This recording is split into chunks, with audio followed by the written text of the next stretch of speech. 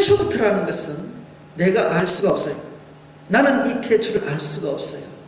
이 태초는 하나님의 것입니다.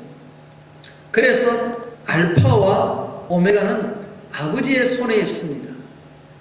내가 태어나기 이전에 하나님은 계셨습니다. 그리고 하나님께서는 우리를 향하여 모든 계획을 품으셨고, 그리고 아버지의 모든 것들을 쏟아부으셔서 우리를 만드셨습니다. 창조 이전에 하나님의 마음을 다 볼 수가 있었던 것이 창세기 1장 하나님의 창조하심과 2장의 그 속에의 공허하심과 혼돈하심과 그것을 흑암이 가득하다라는 말씀을 수면 위에 채워진 것을 볼 수 있습니다.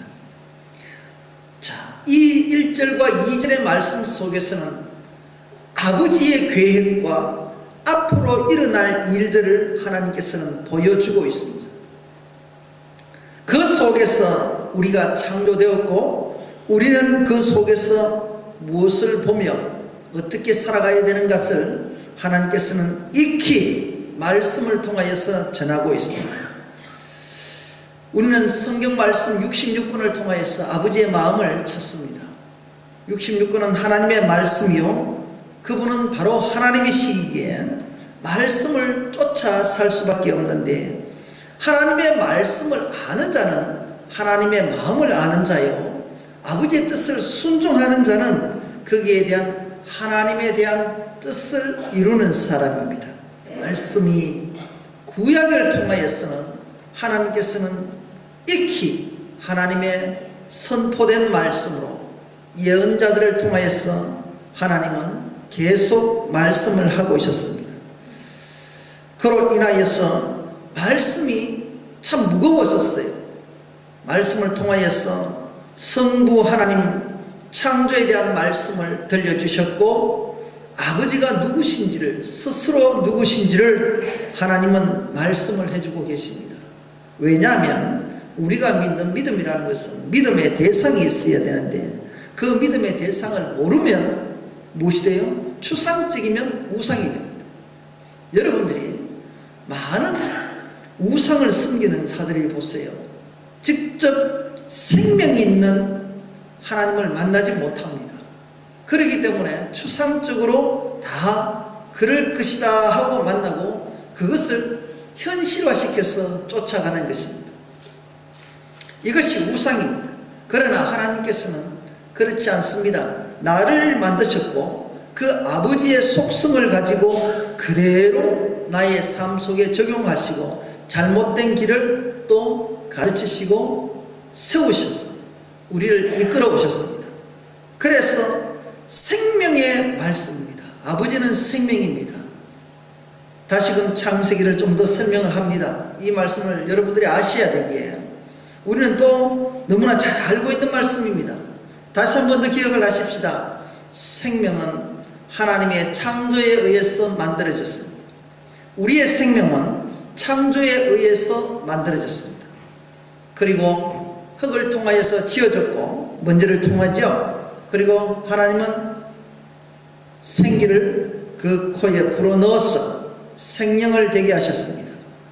즉 하나님께서는 하나님의 창조를 할 때에 반드시 코에 생기를 불어넣어야 된다는 것입니다. 아버지의 생명을 넣으셔야 우리가 생명이 됩니다. 만들어졌다고 되는 것이 아니라 생명이 되려면 움직여야 됩니다. 언제요? 하나님의 생명이 우리 속에 들어올 때에 내가 움직여집니다. 그렇지 않으면 하나님께서 주셨던 생명이 될 수가 없습니다. 그래서 생명은 아버지께 속한 것입니다. 그래서 하나님의 말씀을 쫓아가는 자가 생명을 가진 자입니다. 왠줄 아시죠? 아버지의 온전하심이 우리 속에 있기 때문에 그렇습니다. 그래서 그때부터 하나님께서는 우리와 함께 하게 되는 것입니다. 사랑하는 성도 여러분들, 하나님과 호흡하는 것이 바로 교제하는 것이요, 그것이 바로 함께 계시는 겁니다. 그러게 되기 위해서는 하나님께서는 우리를 통하여서 말씀을 듣기를 바랍니다. 성부 하나님은 말씀입니다. 그래서 말씀을 태초부터 시작부터 말씀을 전해주셨고 이 말씀을 통하여서 우리의 길을 열어주셨습니다. 이 땅에서 살아가면서도 하나님의 말씀을 듣지 않으면 하나님의 의도를 알 수가 없습니다. 그래서 성경 66권의 말씀은 엄밀하게 말씀하면 여러분에게 들려주시기 위해서 우리가 들음으로 인해서 깨닫게 되고 그것을 아버지의 마음을 알게 되므로 행할 수 있기 때문에 들려주시는데, 그런데 구약에서는 지속적인 선지자를 통해서 말씀을 해주셨어요. 조금 더 생각을 해보게 되면 예수 그리스도가 이 땅에 오지 않았던 우리의 죄인된 모습을 통하여서는 율법이라는 것을 통하여서 말씀을 들려주셔서 지속적으로 우리에게 말씀하셨습니다.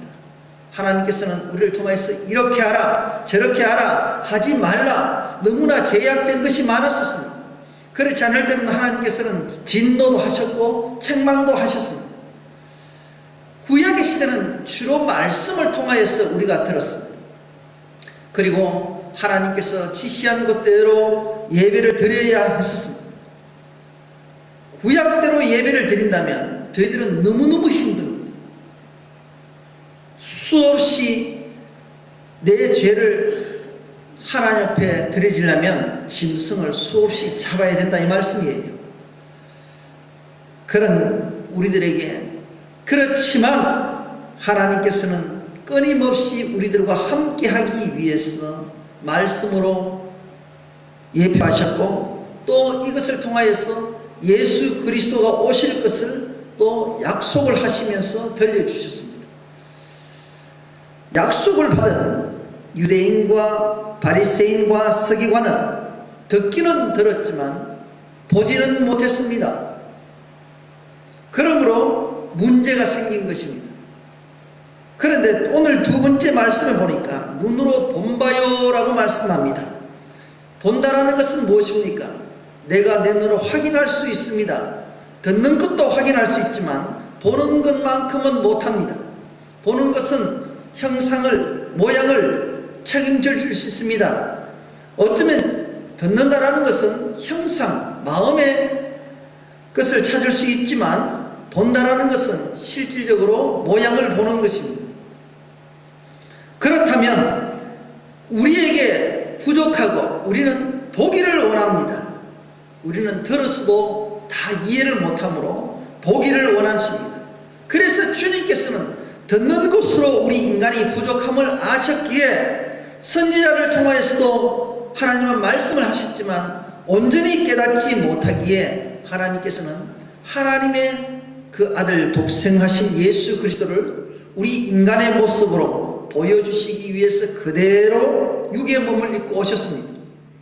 그래서 우리 인간에게 육의 모습을 보여주시면서 똑같이 뭐라고 하셨어요? 내가 너희들에게 보여줄 것은 내가 이렇게 살아가야 천국 갈 것이다 라는 것을 주님의 육신의 몸을 입고 와서 보여주십니다. 그래서 그 모습을 보고 쫓아가야만이 우리는 천국을 갈 수가 있습니다. 그런데 유대인들은 말씀을 듣기는 듣지만 그것을 볼 수가 없었습니다. 왜요? 가려졌기 때문에 그렇습니다. 율법으로 가려졌기 때문에 직접 자기네들의 삶 속에 오셨던 예수 그리스도지만 그들은 예수님을 죽였습니다. 예수님을 육신으로 보았기 때문에 죽일 수밖에 없었습니다. 우리는 예수님을 육으로 오셨던 그 예수님은 나의 구원자로 하시고 그분이 하나님이신 것을 고백하였기에 우리는 눈으로 볼 수가 있었습니다. 2000년 전 하나님께서는 직접 우리의 육신의 몸을 입으시면서 우리에게 눈으로 보여주셨습니다. 이것이 현실입니다. 구약시대의 그 말씀은 어쩌면 추상적인 얘기였었습니다. 그러나 그 추상적인 것이 실상으로 직접적으로 역사적인 우리 인간의 역사에 그대로 오셨습니다.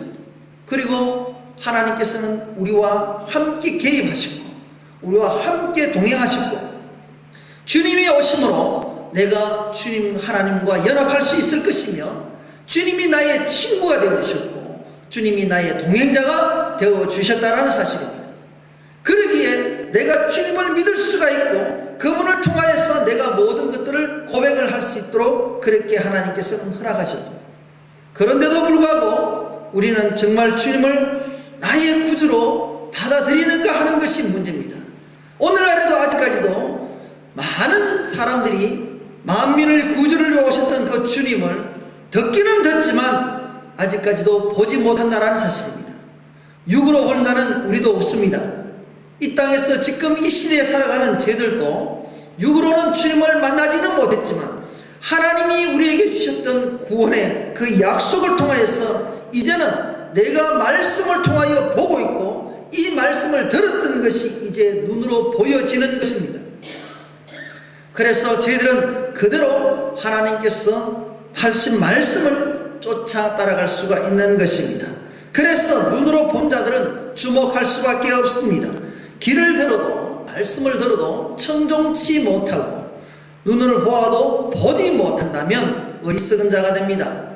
사랑하는 성도 여러분들, 하나님께서는 우리를 통하여서 주목하라고 하십니다. 이 주목하다라는 말씀은 단순하게 집중하다라는 말씀도 있겠지만 이 말씀은 바로 우리 삶 속에 묵상하는 삶입니다. 이 묵상의 삶은 하나님께서 우리를 통하여서 말씀이 주어질 때에 말씀대로 쫓아가기를 원하십니다. 시편 1편에 보게 되면 주야로 묵상하는 자로다 라는 말씀이 있습니다. 묵상이라는 것은 우리가 단순히 지금까지 생각했던 것은 주야로 오라니까 낮과 밤을 통하여서 매일같이 그냥 말씀만 보고 이렇게 묵상하라는 그런 뜻으로 이해하고 저 또한 그렇게 왔었습니다. 그러나 하나님의 본질 뜻은 무엇인가 하면 우리가 낮 시간이 언젠가, 낮이라는 것은 햇빛이 들어오는 시간이요 빛은 하나님이십니다. 하나님과 함께하는 시간은 여러분들이 죄를 짓지 않습니다. 저도 마찬가지입니다. 말씀 준비하면서 죄 짓는 자가 있나요? 여러분들 기도할 때 죄 짓겠어요? 하나님과 함께하는 시간에는 죄를 짓지 않습니다. 짓지 않으려고 합니다. 또 어두움의 시간이 올지라도 내가 주님과 함께하는 잠자리에 들 때는 여러분들이 짓지 않습니다. 죄를 안 짓습니다. 잠자는 자가 죄 짓는 사람 봤어요? 안식이란 말이에요. 그런 자는 죄를 짓지 않는데 이 밤이 주야 밤은 무언가 육이란 말이에요. 육적인 삶을 살아갈 때 죄를 짓는 거예요. 하나님의 말씀을 받는 시간에는 아무도 죄를 안 지어요. 여러분과 지금 이 시간에 예배를 드릴 때는 죄 지려고 하는 사람 없어요. 오히려 더 회개하고 주님을 붙잡으려고 해요. 문제는 내가 여기서 나가서 육적인 삶을 살고 세상적인 일을 할 때에 문제가 생긴다는 것입니다. 이것이 묵상을 하지 않기 때문에 죄를 짓는다는 얘기입니다. 왜 죄를 짓습니까? 하나님의 말씀이 내 속에 들어오면 이것을 가지고 지키려고 할 때는 아무리 세상 속에 있을지라도 죄를 짓지 않는데 우리는 어떤 생각을 갖고 짓는가 하면 이 순간에는 죄를 짓지 않겠지만 나가서는 이 말씀을 여기다 쏟아붓고 밖에 나가서는 빈 공간 공허한 마음을 가지고 나가서 그것을 세상 것을 채우기 때문에 죄를 짓는단 말입니다. 충만치 못했기 때문에 죄를 짓는다는 말씀이죠. 사랑하는 성도 여러분들, 하나님께서 주신 말씀을 주야로 어떤 어려움과 환난이 있으나 내가 아무리 좋은 자리에 있을지라도 거기에 구분치 않고 하나님의 말씀은 나의 삶 속에 그대로 채워지고 묵상이 되어져야 되는 것이죠. 죄를 짓는 것은 묵상하지 않기 때문에 죄를 짓는다는 말씀입니다. 말씀이 내 속에 채워지지 못했기 때문에 죄를 짓는다는 얘기입니다. 사랑하는 성도 여러분들, 듣기는 잘 듣습니다. 보기도 잘 봅니다. 주님이 십자가에 와서 나를 구속하신 주님, 그 보혈을 흘리셨던 그 주님을 향하여 오늘도 우리는 주목합니다.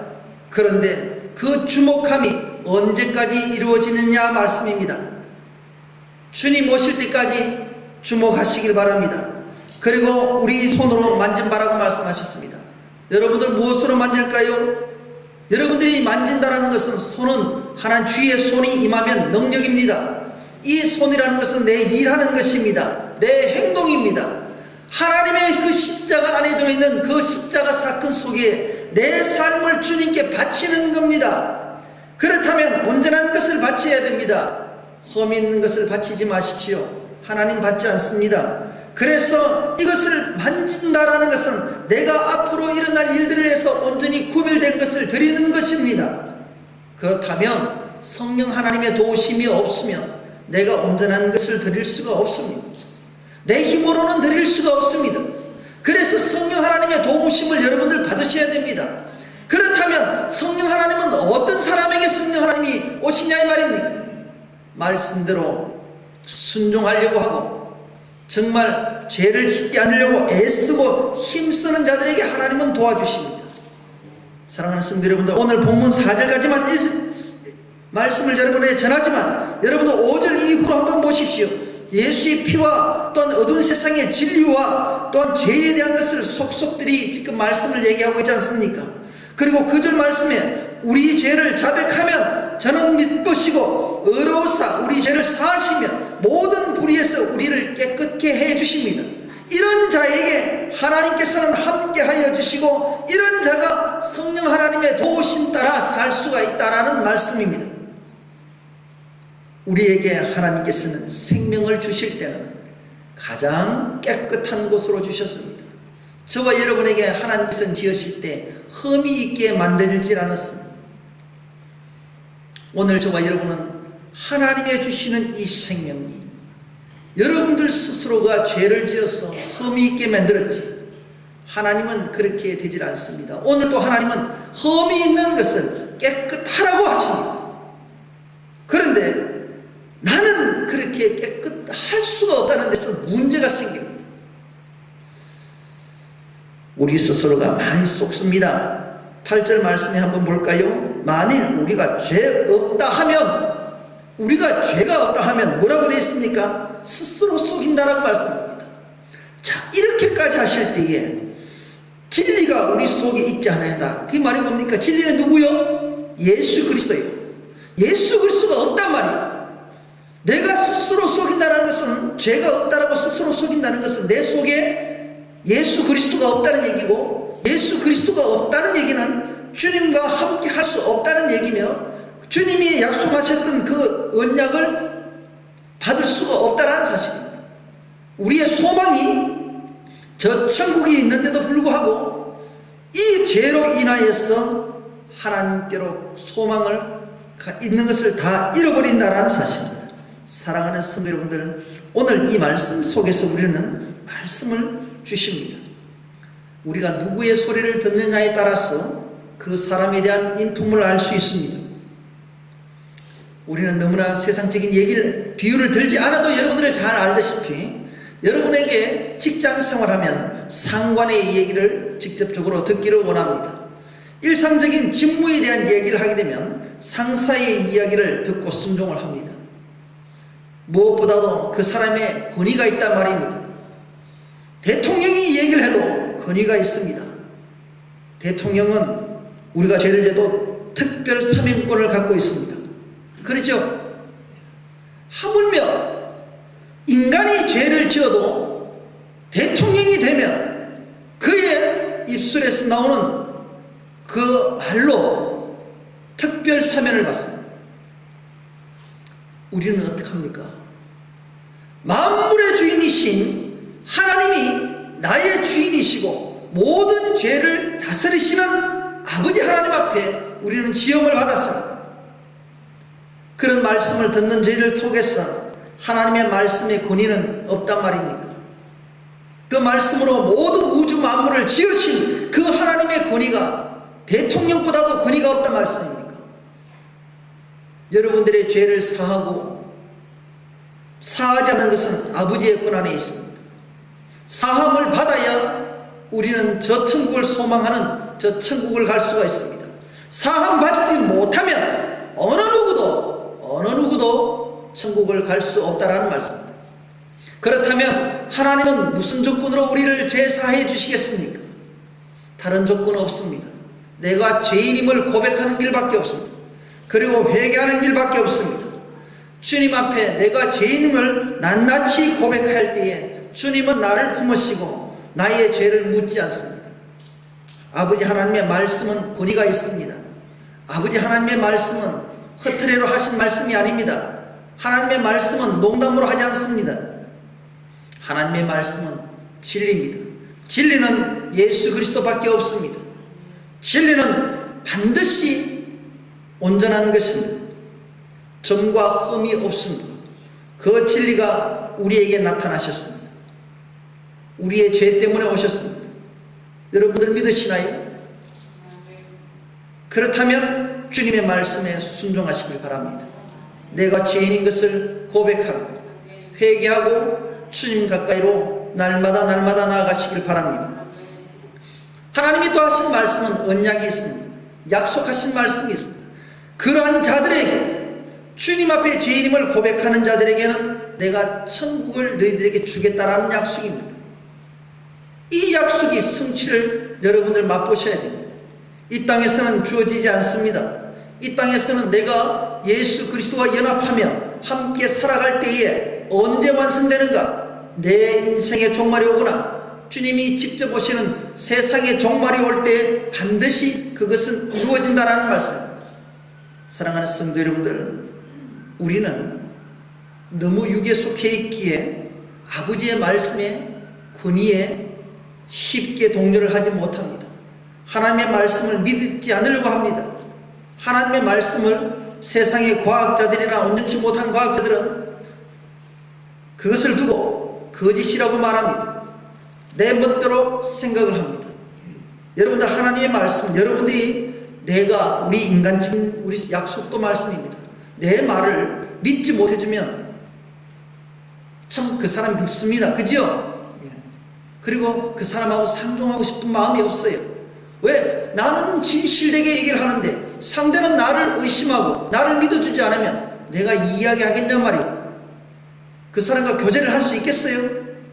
나는 자기를 위해서 온전한 걸 다 줬는데 그 사람은 나를 이용한다면, 사랑하는 성도 여러분들, 주님은 나를 이용을 해도 주님은 나를 위해서 죽으셨어요. 언제까지요? 주님 오실 때까지입니다. 언제까지요? 주님이 오실 때까지만 해주십니다. 내가 살아있는 동안만 주님은 참아주십니다.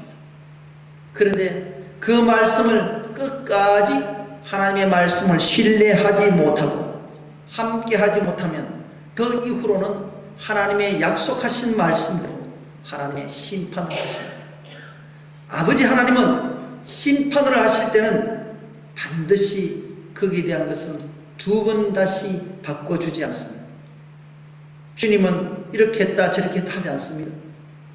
기회는 끊임없이 주시지만 이 말씀을 대적을 하고 믿지 못한다면 마지막 때는 다시는 돌려주지 않습니다. 돌이킬 때는 내가 살아있을 때의 기회입니다. 하나님께서는 저희들에게 말씀하십니다. 그래서 생명을 우리에게 주셨고 이 영원한 생명에 대해서 우리에게 계속적으로 말씀하십니다. 영원한 생명이 뭘까요? 예수 그리스도입니다. 하나님의 말씀입니다. 하나님의 말씀은 영원합니다. 천국 가도 하나님의 말씀 안에 있습니다. 이 땅에서도 하나님의 말씀이 있지만 천국 가도 하나님의 말씀 안에 있습니다. 사랑하는 성도 여러분들, 이 영원한 생명, 이 생명은 삼위일체 하나님의 영성을 가진 분이요, 직접적으로 우리에게 오셨던 예수 그리스도십니다.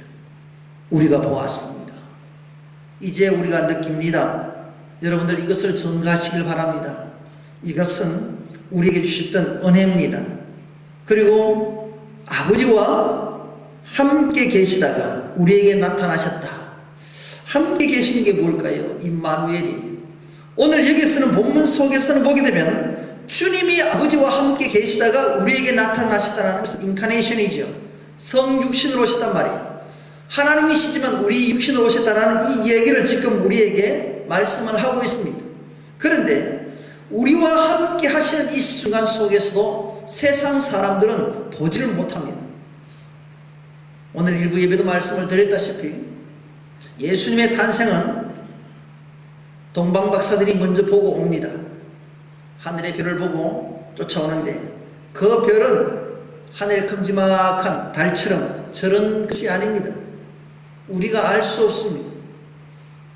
우리가 정상적인 눈으로서는 그 별의 움직임도 파악을 못합니다. 알 수가 없습니다. 천천한 하나님이 이 땅에 오시는 것을 보여주시는데도 유심히 주목하지 않고 관찰하지 않으면 볼 수가 없습니다. 유대 땅 베들레헴에 오셨던 그 주님, 왜 헤롯 왕이 모르겠어요? 그런데 몰랐습니다. 왜 목자들만 알까요? 왜 멀리서 동방에서 온 박사들만 알까요? 주목한 자들만 압니다. 하나님의 말씀에 귀를 기울이고 거기에 집중하고 순종하는 자만 아기 예수를 맞이할 수 있습니다. 세상 사람들은 똑같은 자리에 와도 모릅니다. 누가 봤어요? 유대 땅 베들레헴에 왔지만, 이스라엘 땅에 왔지만 지금 예수 그리스도를 만났나요? 지금 유대인들이 예수 그리스도를 온전히 섬기나요? 물론 그 중에서도 개종한 분들이 있지만 다수가 예수님을 자기 땅에 왔는데도 불구하고, 육적으로 왔는데도 불구하고 그들은 천했어요. 왜? 예수님을 육으로 보기 때문에 그렇습니다. 오늘날 많은 사람들이 주님께서는 만유의 구주로 오셨습니다. 모든 백성에게 오셔서 이 말씀을 다 주었습니다. 그런데도 불구하고 이 말씀을 읽는다고 해서 여러분들 예수를 만났나요? 아닙니다. 보고 들어도 직접 내가 만지지 못하면, 체험하고 그 삶을 쫓아가지 못하면 만날 수 없습니다. 사랑하는 성도 여러분들, 그런 자가 내가 주님과 함께 있는 자가 전할 수가 있습니다. 예수님의 제자들도 주님과 함께 있을 때에 그 일들을 감당합니다. 그러나 십자가 앞에서는 고백이 없으면 다 도망갑니다. 결국 성령 하나님이 그들에게 올 때 순교의 자리까지 들어갈 수 있습니다. 육신의 예수를 쫓아가면 하나님의 온전한 것을 쫓지 못합니다. 그분은 하나님이신 것이고 정말 나의 구세주로 영적인 예수 그리스도를 통하여서 하나가 이루어질 때에 육으로 오신 예수가 나의 구원자이신 메시아인 것을 믿을 때에 이루어지신 것입니다. 사랑하는 성도 여러분들, 그러한 자가 주님과 사귐이 있습니다. 여러분들 생명을 준다. 이 생명은 조금 전에도 말씀을 하다시피 생명입니다. 내가 움직일 때 여러분들 호흡하는 것입니다. 호흡이라는 것은 한순간도 호흡하지 않으면 우리는 죽게 되어 있습니다. 사랑하는 성도 여러분들, 오늘 우리가 보고 들은 바를 너희에게도 전하면 우리와 사귐이 있게 함이라. 물론 여기에는 말씀의 성도 간의 사귐입니다. 그러나 이 사귐은 아버지와 그 아들 예수 그리스도와 함께 한다라는 사실입니다. 주님과 사귀는 관계입니다. 이 말씀 속에서도 하나님께서는 사랑이라는 단어를 사귐 속에 주어줄 수 있습니다. 연합이라는 말씀이 있죠. 코이노니아입니다. 교제하는 것입니다. 하나님과 교제한다는 것은 하나님과 호흡한다는 것이고, 그 하나님의 영성을, 하나님의 모든 말씀을 내가 받을 수 있는 자격이 있는 것입니다. 그런데 우리의 사귐은 먼저 우리와 사귐이 있게 한다라고 말씀하시고, 우리의 사귐은 아버지와 그 아들 예수 그리스도와 함께 함이라라는 말씀으로 3절은 말합니다. 사랑하는 성도 여러분들, 하나님과 사귐이라는 것은 온전한 나의 자신을 주님께 맡기는 것입니다. 주님의 사랑이 우리에게 채워지는 것이요, 이 사랑을 함께 나누는 것입니다. 여러분들, 사랑은 어떤 사랑일까요? 사랑은 언제나 오래 참지요. 그리고 사랑은 언제나 온유하지요. 시기하지 않지요. 그죠? 이 사랑은 어떤 것일까? 제가 질문을 받았는데 제가 대답을 잘 못하셨어요. 사랑, 그 얘기도 베드로의 주님께서 묻는 사랑, 아가페 사랑 얘기를 다 했는데 현실적인 사랑에 대해서는 참 쉽게 답하지 못했는데, 제가 묻는 답에 제가 참 대답을 못했어요. 내가 사랑할 줄 모르는가 봐요. 그런데 사랑은 상대의 그 마음을 나에게 옮겨 심는 것이 사랑이 돼요. 내 마음 속에 그 사람의 마음을 담아두는 거래요. 우리는 주님을 사랑한다고 하면서 주님의 마음을 내 마음 속에 담아두나요? 그리고 사랑하는 사람이라면 내 것을 우선하는 것이 아니라 그 사랑하는 사람의 것을 우선으로 하지요. 그 사람의 말을 다 믿습니다. 그 사람을 위해서 내가 다 하고 싶은 것이 사랑입니다. 그런데 우리는 주님을 사랑한다고 하면서 주님께서는 이렇게 말씀을 하고 있는데도 불구하고 나는 과연 그 사랑을 하나님의 말씀에 순종을 하고 있는가요? 그렇지 않는다면 저와 여러분은 하나님을 아직까지도 사랑하지 않는다라는 사실이에요. 사랑하는 성도 여러분들, 그래서 우리를 통하여서 하나님의 말씀을 통하여서 하나님의 마음과 내가 하나가 되어서 아버지의 뜻을 이루고 아버지의 모든 것들을 누릴 수 있도록 저희들에게 말씀합니다. 오늘 이 생명에 관한 말씀이 하나님과 함께 하기를 원하는 것입니다.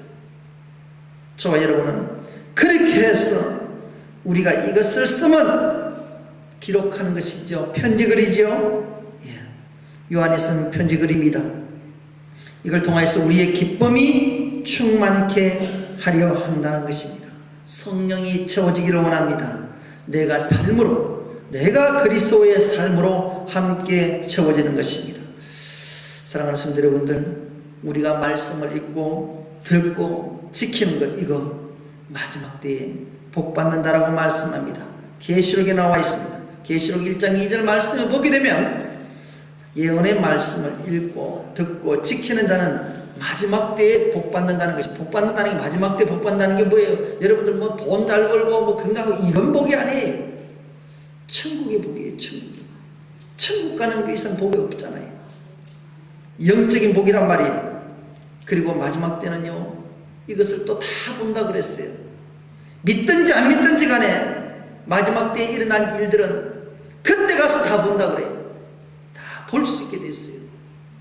각인들의 눈이 그를 보겠고 그를 찌른 자들도 볼 테이요. 핍박한 자들 아닙니까?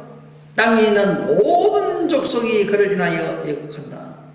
모든 족속이 뭐예요? 믿지 않는 자들, 하나님의 말씀을 듣고도 보고도 지키지 않는 자는 마지막 때에 애곡한다라는 말씀이 계시록에 반드시 기록을 하고 있다는 사실입니다. 그래서 우리는 하나님의 말씀을 들으면서 아버지의 마음을 알고, 우리는 하나님을 보면서 우리의 예수 그리스도의 십자가의 용서와 사랑을 알게 하며 정말 날 위해서 돌아가셨던 그 주님 앞에 통회의 회개를 할 수 있어야 됩니다. 그리고 하나님 앞에 우리가 주목을 할 때에 정말 내가 다시는 죄의 자리에 앉지 않는다라는 사실입니다. 그리고 그로 인하여 손으로 우리가 만질 때는 더욱더 내가 내 삶이 정직하여 주님과 가까이 간다라는 사실입니다. 이 말씀을 통하여서 저희들은 무엇을 깨닫겠습니까? 정말 주님이 이런 자들에게 우리에게 기쁨을 준다라고 말씀했습니다. 그리고 성령 충만하게 되기를 바라는 것입니다. 사랑하는 성도 여러분들, 마지막 때는 주님을 기쁘게 하시길 바랍니다. 정말로 저희들은 어떤 자리에 있습니까? 이 땅에서 주님을 만나지 못하면 그 이상 슬픈 것이 없습니다. 우리가 좋아하는 사람만 만나도 정말 기쁘고 행복한데, 나의 주인이 되어주시고 나의 창조주가 되어주셨던 그 하나님, 나의 구원자가 되어주셨던 주님을 만나지 못한다면 얼마나 슬프겠냔 말이에요. 오늘도 그 삼위일체 하나님 앞에 저희들의 모습이 바로 세워지고 주님 올 때에 내 모습, 삼위 내 모습이라 그러니까 죄진 이 모습 말이고 삼위일체 하나님의 영성을 회복한 정말 창조에 만드신 하나님의 형상과 모양을 그대로 다시 돌려드리길 바랍니다. 내 모습 이대로 주 받아 오시옵소서. 내 모습 죄 많은 사람들은 그 찬송 부르지 마세요. 그러면 지옥 가니까. 그래서 빨리 우리가 회개하고 주님의 형상과 모양을 받아서 그 찬송을 날마다 부르시길 바랍니다.